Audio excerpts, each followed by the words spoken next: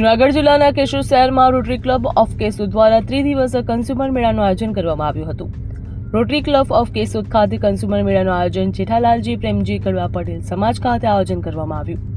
આ કન્ઝ્યુમર મેળો આમંત્રિત મહેમાનો દ્વારા દીપ પ્રાગટ્ય કરીને મેળો ખુલ્લો મૂકવામાં આવ્યો હતો।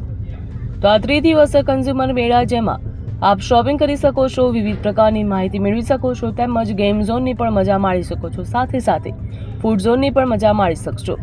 કન્ઝ્યુમર મેળામાં ધારાસભ્ય દેવાભાઈ માલમ, નગરપાલિકાના પ્રમુખ મેહુલભાઈ ગોંડલિયા, પૂર્વ ધારાસભ્ય અરવિંદભાઈ લાડાની તેમજ બકુ રૂપાદીદી, રોટરી ક્લબ કેશોદના સ્થાપક પ્રમુખ હિતેશભાઈ ચાનરિયા તેમજ રોટરી ક્લબ કેશોદના પ્રમુખ ડોક્ટર સ્નેહલ તન્ના સાહેબ પણ હાજર રહ્યા હતા।